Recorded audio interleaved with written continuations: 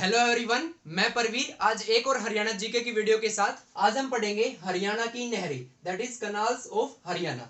आपको पता है कि जो नहरों वाला टॉपिक है इससे बहुत बार एग्जाम के अंदर आपका क्वेश्चन आया हुआ है, तो ये टॉपिक आज हम कवर करने जा रहे हैं नहरों वाला। हरियाणा, आपको पता है हरियाणा के अंदर जो है लगभग 70% से भी ज्यादा जो जनसंख्या है वो खेती पर डिपेंड करती है। और आपको पता है खेती के अंदर जो है सिंचाई का कितना इंपॉर्टेंट रोल होता है। हरियाणा में कुछ एरिया में तो जो है बरसात के पानी से सिंचाई होती है। जो ऊपर वाला एरिया है उत्तर पूर्वी भाग, जैसे अंबाला मंडल वाला जो एरिया है वहां पर बरसात बहुत ज्यादा होती है, इसलिए वहां पर तो मेन रूप से जो सिंचाई है वो बरसात के पानी से हो जाती है। लेकिन बहुत सारा एरिया हरियाणा के अंदर ऐसा है जहां पर जो है जो सिंचाई है वो नहरों के द्वारा, नलकूपों के द्वारा की जाती है। तो हरियाणा में बहुत सारी नहरें हैं, बहुत सारी नहरें बनवाई गई हैं। आज हम उन सभी प्रमुख नहरों के बारे में पढ़ेंगे। वैसे तो हरियाणा में छोटी बड़ी बहुत सारी नहरें हैं, लेकिन हम वो नहरें पढ़ेंगे जो आपके एग्जाम में जिनसे क्वेश्चन आएंगे। क्योंकि वैसे तो बहुत सारी नहरें, लेकिन एग्जाम में जो कुछ नहरें हैं, प्रमुख नहरें जिन्हें हम बोले, जो बड़ी नहर है, उनके बारे में पढ़ेंगे जिनसे एग्जाम के अंदर क्वेश्चन आए हुए भी हैं और आने के चांस बढ़ भी जाते हैं। ठीक है, तो आज हम हरियाणा की नहरों के बारे में पढ़ेंगे। हरियाणा के अंदर जो है नहरें, स्विमिंग पूल भी बोला जाता है इन्हें। आपको पता है कि हरियाणा का स्विमिंग पूल क्या होती है? आपकी नहरें ही होती हैं। आपको जहां पर भी है लगभग हर जगह पर नहरों में जो है लोग नहाते हुए दिख जाएंगे। क्योंकि जो हरियाणा के अंदर है इसे स्विमिंग पूल बोला जाता है। जैसे स्विमिंग पूल में नहाते हैं वैसे नहरों में लोग यहाँ पर नहाते हैं। यहाँ पर कोई टिकट, कोई पैसा नहीं लगता, नो लिमिटेशन, फुल एंजॉयमेंट होता है नहरों के अंदर। तो ये जो टॉपिक है ये तो आपको बिल्कुल अच्छी तरह से आपको इसे पढ़ते हुए मजा आएगा। नहरों से तो आपको अच्छा लगा हुआ है मेरे हिसाब से। तो आज हम पढ़ेंगे हरियाणा की नहरें। तो सबसे पहले हम स्टार्ट करते हैं हरियाणा की सबसे प्रमुख नहर से। तो सबसे पहला आता है आपका पश्चिमी यमुना नहर। पश्चिमी यमुना नहर हरियाणा की जो सबसे पुरानी नहर, अगर आपसे कोई पूछे कि हरियाणा की सबसे पुरानी नहर कौन सी है, सबसे प्राचीन नहर कौन सी है, तो वो आपकी यही है, पश्चिमी यमुना नहर। इसके अंदर आपको देख यमुना नाम दिख रहा होगा। हमने नदियों वाले टॉपिक में पिछली वीडियो में हमने नदियों के बारे में पढ़ा है, यमुना नदी के बारे में पढ़ा है। यमुना नदी हरियाणा में कहां से प्रवेश करती थी? यमुना नदी हरियाणा में यमुनानगर के ताजेवाड़ा से प्रवेश करती थी। तो वहीं पर ताजेवाड़ा पर एक बांध बनाया हुआ है, उसका नाम है ताजेवाड़ा बांध। ठीक है, क्या नाम है? ताजेवाड़ा बांध। उसी ताजेवाड़ा बांध से जो है ये पश्चिमी यमुना नहर निकाली गई है। उसी ताजेवाड़ा बांध से क्या निकाली गई है? आपकी पश्चिमी यमुना नहर निकाली गई है। जैसे ये आपका, मान लो मैं आपको समझा रहा हूं, ये ताजेवाड़ा बांध है, तो इसे दो नहरें निकाली गई थी सन 1879 में। सन 1879 1879 के अंदर दो नहरें निकाली गई थी। एक तो आपकी हरियाणा के अंदर इस टाइप से, और एक आपकी फिर यूपी के अंदर, यानी कि उत्तर प्रदेश के अंदर। तो ये जो है ये ताजेवाड़ा के पश्चिम में से निकाली गई थी। तो ये हो गई आपकी पश्चिमी यमुना नहर, जो हम अभी पढ़ेंगे, जो हरियाणा वाली है पश्चिमी। और ये इसके पूर्व में थी, इधर पूर्व होता है। ये हो गई आपकी पूर्वी यमुना नहर, ये आपकी यूपी में पड़ती है। ये हमारा टॉपिक नहीं, हमारा टॉपिक है हरियाणा वाली पश्चिमी यमुना नहर की। ठीक है, तो आज हम ये पढ़ेंगे। ये ताजेवाड़ा बांध से दो नहरें निकाली गई थी सन 1879 में। उसमें से एक तो आपकी पश्चिमी यमुना नहर है और एक आपकी पूर्वी यमुना नहर है। जो पूर्वी यमुना नहर है, जो पूर्व की साइड में, वो यूपी में बहती है। हमारी हरियाणा वाली है पश्चिम यमुना नहर। ठीक है, जैसे और आपको पता है यमुना नदी हरियाणा की पूर्वी सीमा पर बहती है। जैसे ये हरियाणा है मान लो, तो यमुना नदी इस प्रकार से जो पूर्वी सीमा है उस पर बहती है। ठीक है, और ये भी जो है पश्चिमी यमुना नहर, ये भी हरियाणा की पूर्वी सीमा में ही लगभग है। क्योंकि देखो ये जो नाम तो इसका पश्चिमी यमुना नहर है, वो क्यों है? क्योंकि ये दो नहरें निकाली गई है ताजेवाड़ा बांध के पश्चिम में है। ताजेवाड़ा बांध के जो है ये पश्चिम में है, लेकिन ये निकलती इस प्रकार से हरियाणा की पूर्वी सीमा से ही है। क्योंकि यमुनानगर आपका पूर्व में पड़ता है, ये इधर वाली जो सीमा है वो पूर्वी सीमा है। नाम इसका पश्चिमी यमुना नहर है। ठीक है, यह बात आपको ध्यान रखना है। पश्चिमी यमुना नहर जो है सन 1879 में ताजेवाड़ा बांध से निकाली गई थी। दो नहर निकाली गई थी, पूर्वी यमुना नहर और पश्चिमी यमुना नहर। हरियाणा वाली कौन सी है? पश्चिमी यमुना नहर। ठीक है, तो इसके बारे में हम पढ़ते हैं। तो ये कहां से निकली थी? ताजेवाड़ा बांध से निकाली गई थी। ताजेवाड़ा बांध कहां पर है? यमुनानगर के अंदर है। ठीक है, तो पश्चिमी यमुना नहर सन 1879 में। और ये हरियाणा की क्या है? सबसे पुरानी यानी प्राचीन नहर है। हरियाणा की सबसे प्राचीन नहर अगर आपसे कोई पूछे तो कौन सी है? पश्चिम यमुना नहर। क्यों है ये सबसे पुरानी नहर? वैसे तो बेसिकली सन 1879 में निकाली गई थी, लेकिन इसकी जो खुदाई है ना वो बहुत पहले हो चुकी है। ठीक है, सबसे पहली जो खुदाई हुई थी 1355, सन 1355 में जो है फिरोज शाह तुगलक वंश के जो शासक थे, फिरोज शाह तुगलक, उन्होंने सबसे पहले इसकी खुदाई की कार्य जो आरंभ करवाया था पश्चिमी यमुना नहर का। किसने करवाया था? 1355 में फिरोज शाह तुगलक ने करवाया था। उसके बाद फिर शेरशाह सूरी ने भी इसकी खुदाई का कार्य करवाया था। उसके बाद अकबर के टाइम पर भी इसकी खुदाई का कार्य हुआ था। तो बहुत सारे जो शासकों ने इसके जो है खुदाई का कार्य करवाया था, लेकिन सबसे पहले अगर आपसे पूछे तो 1355 में फिरोज शाह तुगलक के द्वारा इसकी खुदाई का कार्य आरंभ किया गया था। फिर शेरशाह सूरी, फिर अकबर के टाइम पर जो है मेनली इसको जो मेन खुदाई जो काम हुआ था वो अकबर के टाइम पर हुआ था, इसलिए इसको जो है मुगलिया नहर भी बोला जाता है। ठीक है, इसको मुगलों की नहर या मुगलिया नहर भी बोला जाता है। तो अगर आपसे पूछे कि मुगलिया नहर किसे कहा जाता है तो आपकी पश्चिमी यमुना नहर को ही क्या कहा जाता है? मुगलिया नहर कहा जाता है, क्योंकि अकबर के टाइम पर इसकी मेन खुदाई हुई थी। बाद में सन 1879 में जो है इसे ओखला बैराज से मिला दिया गया था एक प्रकार से, सॉरी ओखला बैराज नहीं, आपका ये ताजेवाड़ा बांध से। तो ताजेवाड़ा बांध से इसको है जो सन 1879 में निकाला गया था। तो सन 1879 में ताजेवाड़ा बांध से कौन सी नहर निकाली गई? पश्चिमी यमुना नहर निकाली गई, जो कि हरियाणा की सबसे पुरानी नहर है। सबसे पहले इसकी खुदाई 1355 सन में फिरोज शाह तुगलक के द्वारा करवाई गई थी। उसके बाद जो अब ये पश्चिमी यमुना नहर निकली ना, अब इस पश्चिमी यमुना नहर की भी आगे शाखाएं हैं। आगे शाखाएं का मतलब ये आगे और नहरों में बढ़ जाती है, छोटी छोटी नहरों में। तो जो उसकी मेन शाखा है वो है आपकी, एक तो है सिरसा शाखा, एक है आपकी मुणक शाखा जो कि करनाल में पड़ती है। इसको मुणक नहर भी बोल देते हैं। मुणक नहर अगर आपसे पूछे तो यही है, करनाल वाली है। और उसके बाद आपकी एक है हासी बुटाना लिंक नहर, हासी बुटाना लिंक नहर, हासी बुटाना लिंक नहर। तो ये तीन इसकी प्रमुख शाखाएं हैं जो एग्जाम में आपसे पूछी भी जा सकती है। सिरसा शाखा है, सिरसा नहर भी बोल देते हैं, मुणक शाखा और हास्य बुटाना लिंक नहर। ठीक है, इसमें से इंपोर्टेंट मुणक शाखा से क्वेश्चन बनता है। ये जो आपकी मुणक शाखा करनाल वाली है, ये जो है आपकी जो है इसका जो दिल्ली के साथ हरियाणा का विवाद चला था। हरियाणा का जो है किस नहर के लिए जो है दिल्ली के साथ विवाद चला था, जैसे SYL आप हम पढ़ेंगे आगे भी, आपको पता भी होगा। वो जो उसके साथ हरियाणा का पंजाब के साथ विवाद चल रहा है, उसी प्रकार जो है दिल्ली और हरियाणा का विवाद मुणक नहर पर चला था। ठीक है, ठीक है। और मुणक नहर से ही जो है लगभग जो है दिल्ली में पानी जो है मुणक नहर से ही जाता है। आपकी मुणक नहर जो आपकी मुणक शाखा है, इसी से किस में जाता है आपका पानी? आपकी दिल्ली में जाता है। ठीक है, इसलिए इसको दिल्ली की जीवन रेखा भी बोला जाता है। तो दिल्ली की जीवन रेखा अगर आपसे पूछे तो किस नहर को बोला जाता है? मुणक नहर को बोला जाता है। तो दिल्ली की जीवन रेखा कौन सी नहर हो गई? मुणक नहर हो गई। और ये जो है आपकी किसकी शाखा है? पश्चिमी यमुना नहर की शाखा है। और इसकी लंबाई अगर आपसे कोई पूछे तो 102 किलोमीटर है। 102 किलोमीटर ये मुणक नहर की बता रहे हैं हम। मुणक नहर की लंबाई कितनी है? 102 किलोमीटर। तो अब अगर बात करते हैं पश्चिमी यमुना नहर की लंबाई की, तो पश्चिमी यमुना नहर की लंबाई है 3226 किलोमीटर। अब आप सोचेंगे कि इतनी लंबी नहर, ये जो 3226 किलोमीटर लंबाई है, ये अकेली पश्चिमी यमुना नहर की नहीं है। अब पश्चिमी यमुना नहर में से बहुत सारी नहरें निकाली गई, अकेली तीन नहीं है, बहुत सारी छोटी बड़ी नहरें निकाली गई हैं। उन सब नहरों की लंबाई को मिलाकर जो इसकी टोटल लंबाई बनती है वो 3226 किलोमीटर बढ़ती है। अकेली अगर पूछे कि पश्चिमी यमुना नहर की अकेली की जो खुद की लंबाई है, मेन खुद की, वो है 325 किलोमीटर। 325 किलोमीटर की लंबाई है। और ये जो हरियाणा के बहुत सारे जिलों में जो है सिंचाई करती है। कौन कौन से जिले इससे प्रभावित है, मतलब किस किस जिले से जो है इस नहर के पानी से सिंचाई होती है, वो अगर आपसे पूछे तो वो आपके रहेगा हिसार, सिरसा, अंबाला, करनाल और रोहतक। और एक कुछ एरिया आपका सोनीपत का भी कवर करती है ये, तो सोनीपत भी आपको ऑप्शन में मिल सकता है। ठीक है, मेनली तो वैसे हिसार, सिरसा, अंबाला, करनाल, रोहतक इन जिलों में सिंचाई करती है, लेकिन कुछ हिस्सा सोनीपत में भी सिंचाई करती है, तो सोनीपत भी आपको ऑप्शन में मिल सकता है। तो इस प्रकार के क्वेश्चन बहुत बार पूछे गए हैं कि इनमें से किस जिले में जो ये नहर सिंचाई नहीं करती है, या इनमें से किस में ये करती है। तो आपको जिले भी याद होना चाहिए, किस किस जिले में इस नहर के पानी सिंचाई होती है। हिसार, सिरसा, अंबाला, करनाल, रोहतक और सोनीपत। इसकी कुल लंबाई 3226 किलोमीटर, अकेले की लंबाई 325 किलोमीटर। शाखा मेन है इसकी सिरसा शाखा, मुणक शाखा और हासी बुटाना लिंक नहर। ठीक है, और फिरोज शाह तुगलक के द्वारा 1355 सन में इसकी सबसे पहले खुदाई करवाई गई थी पश्चिमी यमुना नहर की, और सन 1879 में जो इसे ताजेवाड़ा बांध से निकाला गया था। ठीक है, उत्तर प्रदेश में पूर्वी यमुना नहर निकाली गई थी और पश्चिमी यमुना नहर हमारी हरियाणा के अंदर आई थी। ठीक है, तो ये आपका जो बनता है पश्चिमी यमुना नहर कंप्लीट होती है। इससे जो है इंपॉर्टेंट क्वेश्चन आ सकता है, हरियाणा की सबसे प्राचीन नहर है ये। इसके बाद हम पढ़ते हैं दूसरी बड़ी नहर, एक प्रकार से भाखड़ा नहर। भाखड़ा नहर, भाखड़ा नहर आपने सुना भी होगा। ये जो भाखड़ा नहर है, आपने पंजाब के अंदर सुना होगा सतलुज नदी। सतलुज नदी के ऊपर एक बांध है, नांगल बांध। नांगल बांध ये है सतलुज नदी पर। तो सतलुज नदी पर नांगल बांध बनाकर उस नांगल बांध में से जो है किसको निकाला गया था? भाखड़ा नहर को निकाला गया था। भाखड़ा नहर कहां से निकाली गई थी? सतलुज नदी के नांगल बांध से।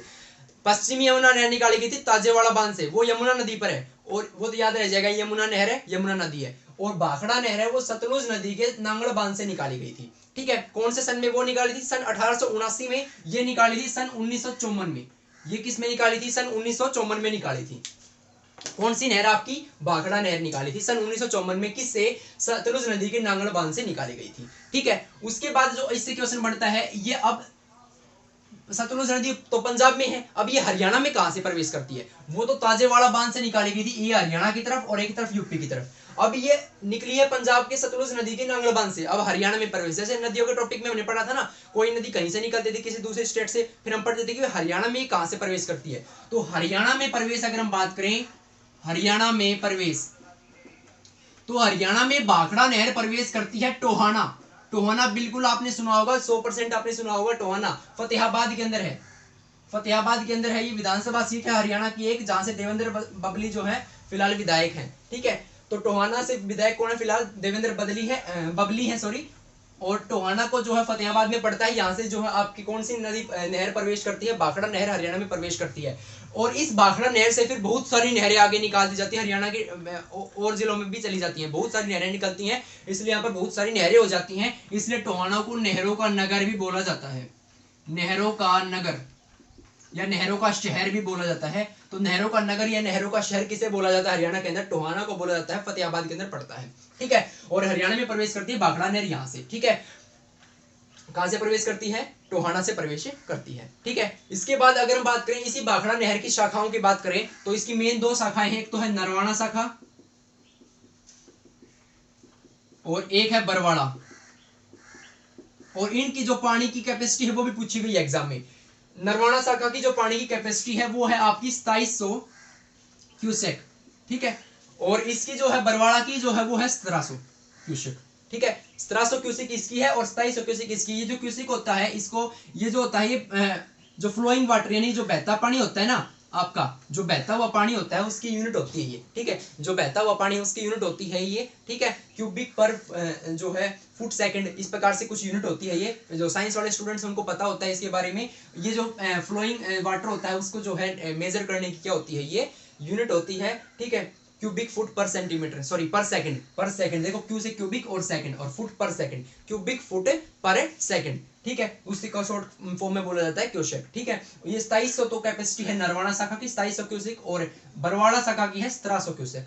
ठीक है, ये आपके इनकी कैपेसिटी है। तो ये आपकी भाखड़ा नहर है जो कि किससे निकाली गई थी? आपकी नांगल बांध से निकाली गई थी, सतलुज नदी पर बांध है। फिर इसी भाखड़ा नहर से एक और इंपॉर्टेंट नहर निकाली गई। भाखड़ा नहर से क्या निकाली गई? एक नहर निकाली गई, जवाहरलाल नेहरू, जवाहरलाल नेहरू नहर। जवाहरलाल नेहरू भारत के प्रथम प्रधानमंत्री, जवाहरलाल नेहरू नहर। ठीक है, और ये जो जवाहरलाल नेहरू नहर है, इससे इंपॉर्टेंट क्वेश्चन ये बनता है किस किस जिले में सिंचाई करती है? तो आपके हिसार और सिरसा में करती है। हिसार और सिरसा जिले में कौन सी आपकी सिंचाई करती है नहर? जवाहरलाल नेहरू नहर करती है, हिसार और सिरसा के अंदर सिंचाई करती है। अब इससे इंपॉर्टेंट क्वेश्चन ये बनता है कि किस नदी से निकाली गई है? भाखड़ा, सॉरी किस नहर से निकाली गई है? भाखड़ा नहर से निकाली गई है। ठीक है, और इसमें कंफ्यूज नहीं होना, एक जवाहरलाल नेहरू उत्थान योजना भी है। जवाहरलाल नेहरू उत्थान योजना है वो आपकी महेंद्रगढ़ के अंदर है। ये जवाहरलाल नेहरू अकेली नहर है, ये आपकी हिसार और सिरसा के अंदर सिंचाई करती है। लेकिन एक बार क्वेश्चन आया हुआ था उसका भी, जवाहरलाल नेहरू उत्थान योजना जो लिफ्टिंग सिस्टम से बनाई गई है वो महेंद्रगढ़ के अंदर है। जब सन 1987 में अकाल पड़ा था, आपको पता भी होगा, उस टाइम पर महेंद्रगढ़ के अंदर जो खरीफ की फसलें थी वो लगभग बिल्कुल नष्ट ही हो गई थी। लेकिन इसके पानी से, किसके पानी से? जवाहरलाल नेहरू उत्थान परियोजना के पानी से जो उस टाइम पर जो अकाल में भी महेंद्रगढ़ की जो फसलें थी जिले की वो बचाई गई थी। ठीक है, और सन 1976 में उसमें पानी छोड़ा गया था, पानी स्टार्ट किया गया था। मतलब 1976 में जवाहरलाल नेहरू उत्थान परियोजना में पानी कब से स्टार्ट किया गया था? सन 1976 में। और एक बार प्रश्न आया हुआ था 1987 में अकाल पड़ने पर जो है महेंद्रगढ़ की खरीफ फसलों को बचाया गया था, किसके द्वारा? किस परियोजना के द्वारा? जवाहरलाल नेहरू उत्थान परियोजना के द्वारा। तो वो उत्थान परियोजना है वो आपकी महेंद्रगढ़ की है, और जवाहरलाल नेहरू नहर है ये भाखड़ा नहर से निकलती है, हिसार और सिरसा में सिंचाई करती है। ठीक है, ये बात आपको ध्यान रखनी है। तो भाखड़ा नहर हो गई आपकी, जवाहरलाल नेहरू नहर हो गई, पश्चिमी यमुना नहर हो गई। उसके बाद आती है आपकी भिवानी नहर। भिवानी नहर, भिवानी नहर सीधा सा मतलब पता चल रहा है ये भिवानी में सिंचाई करती है। तो जो भिवानी नहर है इसी का दूसरा नाम है बीएन चक्रवर्ती नहर। बीएन चक्रवर्ती मतलब बीरेंद्र नारायण चक्रवर्ती, जो कि हरियाणा के राज्यपाल भी रह चुके हैं। तो उनके नाम पर इस नहर का नाम रखा गया है बीएन चक्रवर्ती नहर, और इसे भिवानी नहर भी इसका नाम है, दोनों इसी के नाम है, भिवानी नहर या बीएन चक्रवर्ती नहर। ठीक है, ये हरियाणा के भिवानी जिले में सिंचाई करती है। ठीक है, और ये लगभग 1 लाख हेक्टेयर भूमि में जो है सिंचाई करती है। भिवानी जिले के लगभग 1 लाख हेक्टेयर, जिले नहीं 1 लाख हेक्टेयर भूमि में सिंचाई करती है। कितने एरिया में? लगभग 1 लाख हेक्टेयर में क्या करती है? सिंचाई करती है। और इसकी जो लंबाई है वो लगभग 220 किलोमीटर है। भिवानी नहर की लंबाई कितनी है? 220 किलोमीटर है, और 1 लाख हेक्टेयर के लगभग भूमि में सिंचाई करती है। तो भिवानी नहर हो गया। उसके बाद आपका आता है जूही नहर।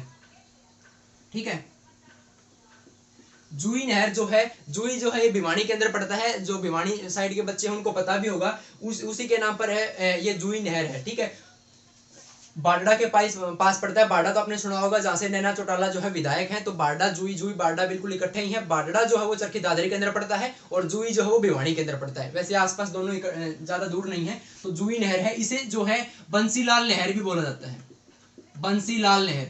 अब जूही अगर भिवानी में पड़ता है तो जूही नहर भी आपकी किसके अंदर होगी? भिवानी के अंदर होगी। तो बिल्कुल इजीली याद हो जाएगा। इसे बंसीलाल नहर भी बोला जाता है। बंसीलाल जो है, चौधरी बंसीलाल नेहरू के विकास और सिंचाई के सेक्टर में इन्होंने बहुत सारे विकास के कार्य किए हुए हैं। हरियाणा के मुख्यमंत्री, सबसे युवा मुख्यमंत्री हरियाणा के, और हरियाणा का लौह पुरुष भी इन्हें बोला जाता है। चौधरी बंसीलाल को हरियाणा का लौह पुरुष बोला जाता है। सबसे युवा मुख्यमंत्री ये रह चुके हैं हरियाणा के। हरियाणा के 3 लाल, चौधरी देवीलाल, बंसीलाल और भजन लाल, उनमें से एक लाल आपके बंसीलाल है। ठीक है, इन्होंने जो है हरियाणा में बहुत सारी जगह पर नहरें बनवाई थी। नहरों के विकास में और सिंचाई के जो कार्य उनके विकास में इनका बहुत महत्वपूर्ण योगदान रहा है। ऐसा बताया जाता है कि जब इन्होंने नहरें बनवाना स्टार्ट की थी, मतलब इन्होंने ऐसे ऐसे स्थानों पर जो है नहरें पहुंचाई है, नहरों के थ्रू पानी पहुंचाया है जहां पर किसी के लिए सोचना भी पॉसिबल नहीं था। ठीक है, जब इन्होंने इसकी घोषणा की थी तब विपक्ष ने इन पर सवाल उठाए थे कि ये वैसे ही हवा में बातें कर रहे हैं, कोई नहरें वहां पर नहीं जा सकती हैं। लेकिन बाद में इन्होंने नहरें खुदवा दी। नहरें खुदवाने के बाद विपक्ष ने इन पर सवाल उठाए कि ये खड्डे तो खुदवा दिए, अब इनमें पानी कहां से आएगा? तब इन्होंने कहा था कि पानी भी आएगा। तब इन्होंने लिफ्टिंग सिस्टम के तहत जो है, जो ऊंचे ऊंचे इलाकों पर, भिवानी की साइड या उस साइड एरिया में जहां पर ऊंचे जगहों पर जहां पर नहरें इन्होंने खुदवाई थी, वहां पर भी इन्होंने लिफ्टिंग सिस्टम, मतलब ऊपरी जो इलाके हैं उनमें भी उन्होंने जो है नहरों में पानी पहुंचाया था। लिफ्टिंग सिस्टम की जो है लिफ्टिंग टेक्नोलॉजी है उसका यूज करते हुए। तो इसलिए बंसीलाल को जो है बहुत सारी नहरें पहुंचाई थी। उस टाइम पर जो है बहुत इंपॉर्टेंट वो चला था, टॉपिक चला था नहरों वाला। इन्होंने बहुत सारे एरिया में जो है नहरें खुदवाई और उनमें पानी पहुंचाया था। ठीक है, तो इसलिए उनके नाम पर अब इस जूही नहर का नाम भी रख दिया गया बंसीलाल नहर। ठीक है, हरियाणा के सबसे युवा मुख्यमंत्री रह चुके हैं ये। जूही नहर का दूसरा नाम क्या है? बंसीलाल नहर, भिवानी जिले में बहती है। और ये जूही नहर जो है ना, भिवानी से जब आप रेवाड़ी जाते हैं रेल के थ्रू, रेवाड़ी भिवानी जब आप रेल के थ्रू जाते हैं भिवानी से रेवाड़ी, तो भिवानी रेवाड़ी जो रेल मार्ग है उसके दोनों तरफ के जो खेत है, लगभग पूरा एरिया से जो है इस जूही नहर से सिंचाई होती है। तो एक बार एक क्वेश्चन आया हुआ था कि भिवानी रेवाड़ी रेल मार्ग की दोनों तरफ किस नहर के पानी से सिंचाई की जाती है? तो जूही नहर के पानी से सिंचाई की जाती है या बंसीलाल नहर के पानी से सिंचाई की जाती है। तो ये आपकी थी जूही नहर। उसके बाद आती है आपकी लोहारू नहर। ये भी आपका भिवानी के अंदर पड़ता है, लोहारू भी। ठीक है, इसका दूसरा नाम है इंदिरा गांधी नहर, इंदिरा गांधी नहर, इंदिरा गांधी नहर। और इसकी लंबाई जो है, आप इसकी अगर आपसे पूछे जूही नहर की लंबाई, तो वो थी आपकी 170 किलोमीटर के लगभग है। ठीक है, 170 किलोमीटर। और अगर लोहारू नहर की लंबाई पूछे तो वो आपकी 225 किलोमीटर। और उससे पहले हमने भिवानी नहर पढ़ी थी, उसकी 220 किलोमीटर है। ठीक है, तो लोहारू नहर जो है, इसका दूसरा नाम इंदिरा गांधी नहर भी है। इसे लोहारू उत्थान परियोजना के नाम से भी जाना जाता है। लोहारू उत्थान परियोजना या फिर लोहारू नहर या फिर इंदिरा गांधी नहर, एक ही बात है। 225 किलोमीटर लिफ्टिंग सिस्टम के थ्रू यहाँ पर पानी पहुंचाया भी गया था। 225 किलोमीटर की इसके लगभग लंबाई है। और ये हरियाणा के भिवानी और चरखी दादरी 2 जिलों में सिंचाई करती है। भिवानी और चरखी दादरी की बहुत सारी नहरों में जो है इस नहर से पानी जाता है। ठीक है, जैसे बताया कि एक मेन नहर होती है, प्रमुख नहर होती है, उससे फिर बहुत सारी छोटी छोटी नहरें निकाल दी जाती हैं। तो इसी प्रकार इससे भी बहुत सारी नहरें निकाली गई हैं। चरखी दादरी और भिवानी में उन नहरों से क्या होता है? सिंचाई का कार्य होता है। तो इंदिरा गांधी नहर जो है 225 किलोमीटर लगभग इसकी लंबाई है, और भिवानी और चरखी दादरी में इससे सिंचाई की जाती है। ठीक है, तो भिवानी नहर हो गई, लोहारू नहर हो गई, जूही नहर हो गई। उसके बाद आती है आपकी गुरुग्राम नहर। ठीक है, गुरुग्राम नहर, गुरुग्राम नहर। तो गुरुग्राम नहर जो है वो निकाली गई थी ओखला बैराज से। और ये है ओखला बैराज किस पर है? ये यमुना नदी पर है। ठीक है, तो गुरुग्राम नहर कहां से निकाली गई थी? ओखला बैराज से निकाली गई थी। यमुना नदी पर जो है ये बैराज है, सन 1970 में निकाली गई थी। ठीक है, सन 1970 में ओखला बैराज, यमुना नदी पर जो है ओखला बांध है, उससे क्या निकाली गई थी? आपकी गुरुग्राम नहर निकाली गई थी। और ये जो आपकी गुरुग्राम नहर है, ये आपके गुरुग्राम के अंदर फरीदाबाद के अंदर, पलवल के अंदर और कुछ जगह पर नूंह में भी क्या करती है, सिंचाई करती है। तो गुरुग्राम, फरीदाबाद, पलवल और नूंह में कौन सी नहर सिंचाई करती है, आपकी गुरुग्राम नहर सिंचाई करती है। गुरुग्राम नहर के बाद आता है आपका नांगल उत्थान परियोजना या नांगल उत्पादक परियोजना भी बोल देते हैं, या फिर नांगल नहर सिंपली अगर हम बोले तो वो है आपकी अंबाड़ा के अंदर। ठीक है, तो अगर आपसे पूछे कि नांगल नहर या नांगल उत्थान परियोजना कहां पर है, तो वो है आपकी किसके अंदर है, अंबाड़ा के अंदर है। उसके बाद है आपकी आवर्धक नहर। आवर्धक नहर, आवर्धक नहर आपकी करनाल के अंदर है। ठीक है, तो आवर्धक नहर आपसे पूछे कि किस जिले में सिंचाई करती है, करनाल के अंदर सिंचाई करती है। ये हमीदा हेड से करनाल तक बहती है, करनाल जिले में सिंचाई करती है। नांगल जो आपकी परियोजना है वो आपकी अंबाड़ा जिले में सिंचाई करती है। ठीक है, उसके बाद जो इंपॉर्टेंट है, बहुत ज्यादा इंपॉर्टेंट है, आपने सबने सुन रखी है, वो SYL, SYL Sutlej Yamuna link नहर जो है आपकी, ये जो है हरियाणा की जीवन रेखा बोला जाता है। इसे क्या बोला जाता है, हरियाणा की जीवन रेखा। किसे बोला जाता है, SYL नहर को बोला जाता है। एग्जाम के अंदर पूरे चांस है इस प्रकार के क्वेश्चन आने के, हरियाणा की जीवन रेखा, क्योंकि अगर इसका पानी हरियाणा में पहुंच जाता है तो हरियाणा के बहुत सारे एरिया में जो है सिंचाई जो है और अच्छी तरह से हो पाएगी, और कृषि का जो विकास है वो और ज्यादा होगा, डेवलपमेंट जो है एग्रीकल्चर सेक्टर में और ज्यादा होगा। SYL नहर, इसका आपको पता है पंजाब के साथ हरियाणा और पंजाब का क्या चला हुआ है, यहाँ पर विवाद चला हुआ है इस नहर के ऊपर। SYL के ऊपर आपने सुना होगा, हरियाणा और पंजाब का जो है विवाद चल रहा है। इसकी जो टोटल लंबाई है वो 212 किलोमीटर है, 212 किलोमीटर। ये अकेली हरियाणा की नहर नहीं है, ये हरियाणा और पंजाब की संयुक्त नहर है। हरियाणा और पंजाब की संयुक्त नहर कौन सी है ये भी पूछा जा सकता है, तो वो आपकी SYL सतलुज यमुना लिंक नहर है, और इसकी टोटल लंबाई 212 किलोमीटर है, जिसमें से 91 किलोमीटर हरियाणा के अंदर आती है और 212 किलोमीटर आपकी पंजाब के अंदर आती है। ठीक है, 91 किलोमीटर हरियाणा के, सॉरी 212 किलोमीटर टोटल है, बच गई कितनी, 121 किलोमीटर, सॉरी। तो 91 किलोमीटर तो हरियाणा के अंदर है इसकी लंबाई, और 121 किलोमीटर के लगभग इसकी लंबाई है पंजाब के अंदर। टोटल इसकी जब लंबाई है ऐड करेंगे तो आप 212 किलोमीटर है इसकी लंबाई। ठीक है, लेकिन हरियाणा को इसका पानी नहीं मिला है, इसलिए इसको इस पर हरियाणा और पंजाब का विवाद चल रहा है। ठीक है, और हरियाणा सरकार ने इसका कंप्लीट बजट है वो तैयार कर रखा हुआ है। ठीक है, विधानसभा के अंदर जो बजट पास होते हैं उसमें SYL का एक स्पेशल अलग बजट पास होता है, वो बजट हरियाणा सरकार ने पास किया हुआ है। जैसे ही विवाद सुलझता है, हरियाणा और पंजाब के बीच में समझौता हो जाता है, तुरंत इसका जो पानी है इस नहर में छोड़ दिया जाएगा, और तुरंत जो सारा सिस्टम है कंप्लीट जो है स्टार्ट हो जाएगा, और जो है हरियाणा वालों को इसका पानी मिल जाएगा। बजट इसका बिल्कुल रेडी है। ठीक है, तो SYL नहर जो है हरियाणा की जीवन रेखा, जैसे जो है हरियाणा और पंजाब के बीच में विवाद चला हुआ है। टोटल लंबाई इसकी 212 किलोमीटर है, 91 किलोमीटर हरियाणा के अंदर है, 121 किलोमीटर पंजाब के अंदर है। ठीक है, तो ये आपको बिल्कुल ध्यान रखना है। इसके बाद जो है आपका लगभग जो है हरियाणा की सभी प्रमुख नहरें हमने पढ़ ली हैं, जिनसे क्वेश्चन आपके आते हैं। इसके बाद है सिंचाई से रिलेटेड क्वेश्चन, जो आपका नहरों से रिलेटेड क्वेश्चन जो है वो आपको ये बनता है कि जो हरियाणा सिंचाई विभाग है उसका मुख्यालय कहाँ पर है। अगर आपसे कोई पूछे कि हरियाणा सिंचाई विभाग का जो है मुख्यालय वो है कहाँ पर है, तो वो आपका रहेगा पंचकुला के अंदर। हरियाणा सिंचाई विभाग का मुख्यालय अगर आपसे कोई पूछे तो वो कहाँ पर रहेगा, पंचकुला के अंदर रहेगा। उसके बाद एक क्वेश्चन आपसे ये नहरों के कॉन्सेप्ट से जुड़ा हुआ है, पवन चक्की वाला कॉन्सेप्ट, जिससे आपको आपने सुना भी होगा। तो जो पवन चक्की का विकास के लिए जो है कौन से दो देश सहयोग दे रहे हैं ये पूछा जा सकता है। तो पवन चक्की के विकास के लिए कौन से दो देश सहयोग दे रहे हैं, वो है आपका जर्मनी और हॉलैंड। ठीक है, इस प्रकार के क्वेश्चन पूछे जा सकते हैं, बिल्कुल अच्छी तरह से याद होना चाहिए आपकी। जर्मनी व हॉलैंड आपके पवन चक्की के विकास के लिए सहयोग दे रहे हैं, और SYL नहर जो है हरियाणा की सबसे हरियाणा की जीवन रेखा कहा जाता है। हरियाणा पंजाब पर विवाद चल रहा है, हरियाणा के अंदर इसकी लंबाई 91 किलोमीटर है। तो जो हरियाणा की सभी प्रमुख नहरें थी वो हमने इस टॉपिक के अंदर पढ़ ली हैं।